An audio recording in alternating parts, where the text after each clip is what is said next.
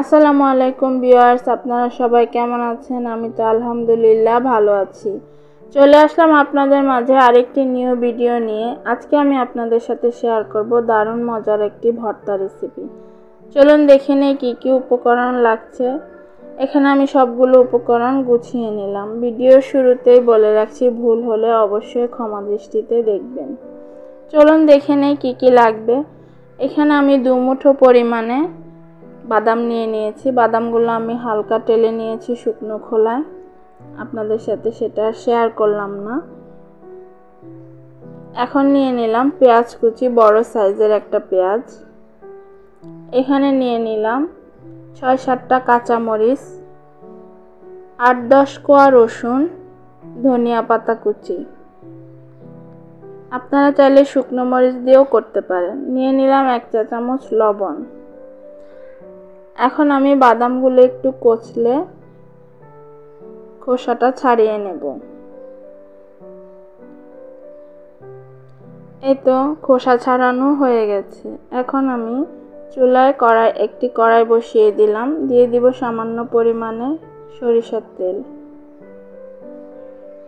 দিয়ে দেব রসুনের কোয়া, হালকা একটু ভেজে নেব।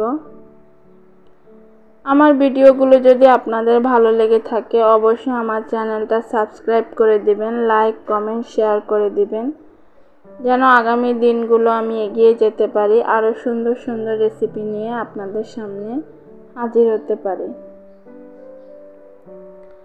এই তো পেঁয়াজ কুচি দিয়ে দিলাম। এখন দিয়ে দেব কাঁচামরিচ। আপনারা চাইলে শুকনো মরিচ দিয়েও করতে পারেন। আমি কাঁচামরিচটা নিয়েছি, একটু লাল দেখে মরিচ নিয়েছি। এখন হালকা করে একটু ভেজে নেব 1-2 মিনিটের মতন। সম্পূর্ণ ভর্তাটা আমি পাটায় করব, আপনারা চাইলে ব্লেন্ডারে ব্লেন্ড করে নিতে পারেন। পাটার বাটা ভর্তার স্বাদ তো কোনো তুলনাই হয় না। সামান্য একটু পানি দিয়ে দেব। দিয়ে এখন আমি বাদামটা পিষে নিলাম।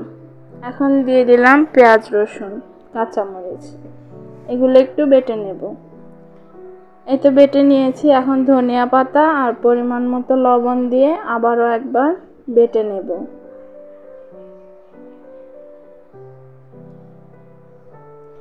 দেখতেই পাচ্ছেন বাটা হয়ে গেছে। আমি একটু দেখাচ্ছি, এরকম মিহি করে বেটে নিলাম।